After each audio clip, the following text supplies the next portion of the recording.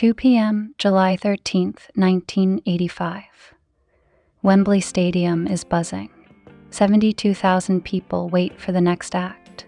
Legends like Elton John and Paul McCartney have already performed, but no one knows that in a few minutes, one man will electrify the stage and deliver a performance that will be remembered as the greatest in rock history. These 20 minutes will forever change music. This is the story of Queen at Live Aid. Live Aid was a global benefit concert organized by Bob Geldof and Midge Ure to raise funds for famine relief in Ethiopia. It featured performances on 2 stages simultaneously in London and Philadelphia. The lineup included the biggest names in music, such as U2, David Bowie, and The Who. By 1985, however, Queen's popularity had begun to wane. Rumors of the band's breakup swirled in the press, stating their albums weren't chart-topping, and tensions within the band were high. Freddie Mercury, ever the perfectionist, was hesitant about participating. "I don't want us to just show up and play a few songs," Freddie told the band. "If we're doing this, we're going to show them who we are." The band rehearsed tirelessly for weeks, perfecting every second of their 20-minute set. Freddie knew this was their chance to remind the world why Queen was royalty. When Queen stepped onto the stage, Freddie Mercury was in his element.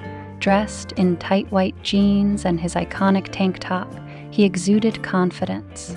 The moment the first chords of Bohemian Rhapsody rang out, the crowd erupted.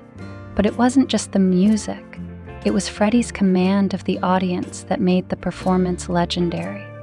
During a pause between songs, Freddie initiated his famous vocal duel with the crowd. "Ayo," he shouted. The crowd roared back. "Higher," Freddie gestured, raising his hand like a maestro. The crowd obeyed.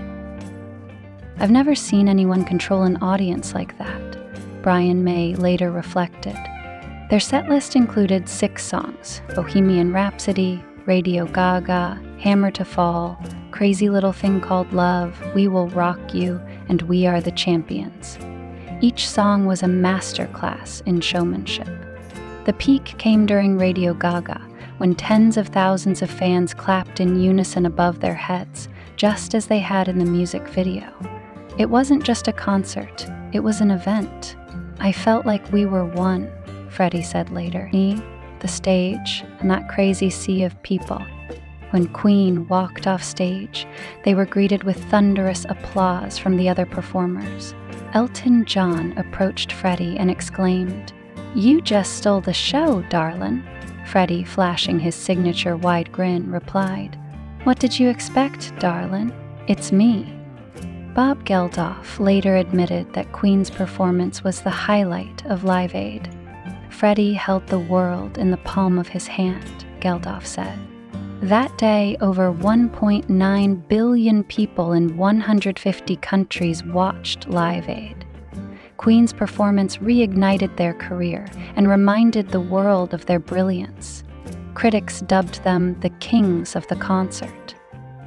Reflecting on the day, Freddie said, "It was like falling in love, only instead of one person, there were thousands." Those 20 minutes at Live Aid prove that real music doesn't need tricks or gimmicks. It's born from talent, energy, and a deep connection with the audience. Freddie Mercury reminded us all what it means to be a legend. And while he may no longer be with us, all it takes is one replay of that performance, and he's right there again, commanding the stage, owning the moment.